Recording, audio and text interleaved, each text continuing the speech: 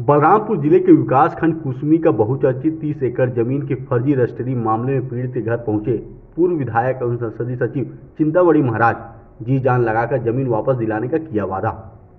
आपको बताते चले कि बलरामपुर जिले के विकासखंड कुसमी अंतर्गत मधुमक्खी पालन में आमदनी का झांसा देकर 30 एकड़ जमीन की फर्जी रजिस्ट्री करा दी गई। मामला कुसमी विकासखंड के चंदाधाड़ी का है, जहां दो आदिवासी भाइयों के साथ उनकी पुश्तैनी जमीन को साजिश रचकर फर्जी तरीके से बेच दिया गया। इस फर्जीवाड़े में कुसमी के राजस्व विभाग के अधिकारी एवं पटवारी की भूमिका संदेह नजर आ रही है।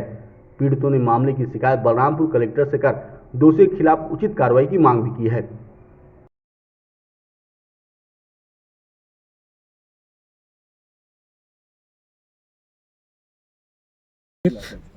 अच्छा, तुरदाऊ हाँ, तुरदाऊ कहाँ है? पता ही नहीं है कहाँ है। कितना दिन से नखे घरे आवल? 3 दिन से। 3 दिन से नखे आवल। हाँ, थाना में जाके तो शिकायत नहीं कर ले नहीं कर तो के तोर जमीन वापस चाहिए कि नहीं चाहिए? चाहिए। दलाल मन बेच देले तोर जमीन के इसने तोर मन से बेचला? दलाल मन भी। दलाल मन बेच है। हाँ, तो तू अपन जमीन को वापस चाहत थी? हाँ, और तुरदाऊ हर कहाँ है तो के पता नखे? पता ही नहीं है। यहाँ तोर घरे बीनू तेकर डभा डिपा कर हाँ, दीतू का जीतू के हमर बोलना चाहिए पूर्व विधायक चिंतामणि महाराज ही के जगह, ठीक ना?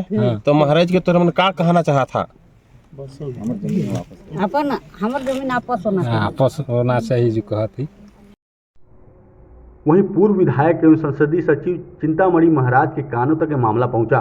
वह तत्काल पीड़ित पक्ष के घर पहुंचे, उन्हें हर संभव मदद करने का आश्वासन देते हुए उनकी भूमि वापस करने की बात कही तथा ग्रामीणों को समझाइश भी दिया कि बिचौलियों के चक्कर में ना फंसे एवं अपना महत्वपूर्ण दस्तावेज कागज किसी के अन्य व्यक्ति को ना दें। उन्होंने पत्रकारों से चर्चा करते हुए बताया कि जो भी दोषी होगा उस पर कठोर से कठोर कार्रवाई किया जाना चाहिए।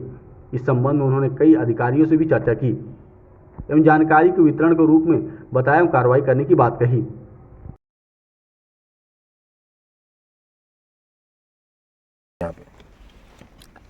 मुझे जानकारी मिला था कि कोई भूलन है जिसका ज़मीन को धोखे से बिक्री करवा दिया गया और जिसका रजिस्ट्री भी हो गया है, ऐसा जानकारी मिला था।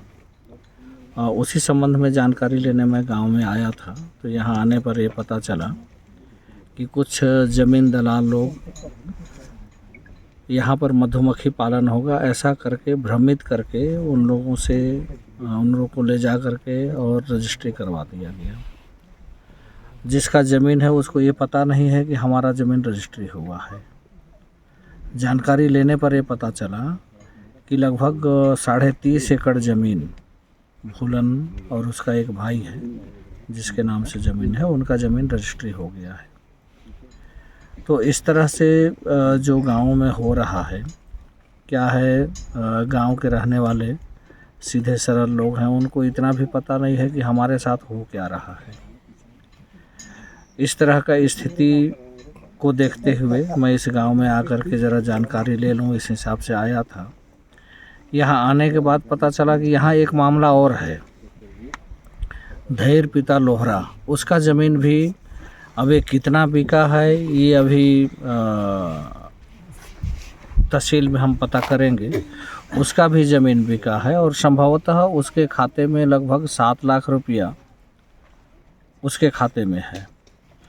इससे अंदाज किया जा रहा है कि 20-25 एकड़ कम से कम उसका ज़मीन भी बिका होगा। तो इस तरह का जो सीधे सरल लोग हैं आदिवासी हमारे समाज के, उन लोगों के ज़मीन को इस तरह दलालों द्वारा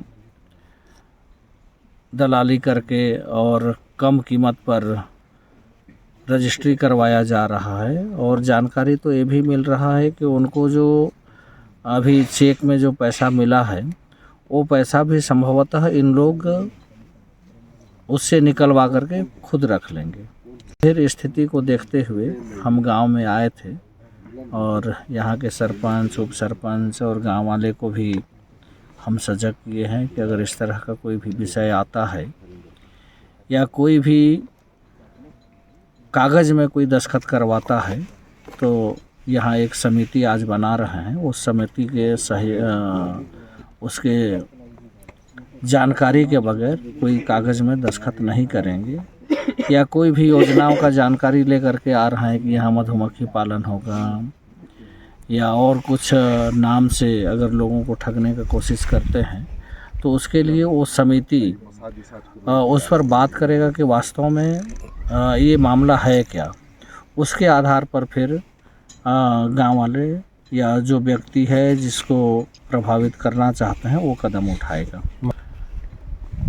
मैं अभी यहाँ पर आकर के देखा, जिसका ज़मीन 30.5 एकड़ बिका है, उसके घर को देखने के बाद कोई भी व्यक्ति ऐसा नहीं होगा जिसके मन में तकलीफ़ नहीं होगा और दोषी अधिकारी के विरुद्ध कार्रवाई करने के लिए कोई रोक पाएगा।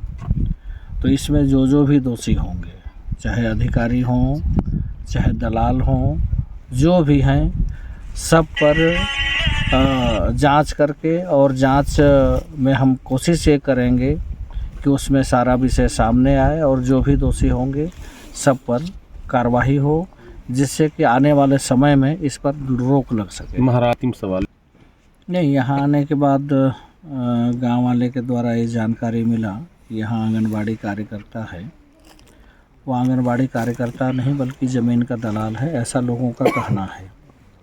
इस पर हम अधिकारी से बात करेंगे, और अगर जांच में ये आएगा कि ये भी सम्मिलित है तो उसमें उस पर भी कार्रवाई होगी। इसमें कार्रवाई में कोई भी व्यक्ति नहीं बचेगा, ये हम आपको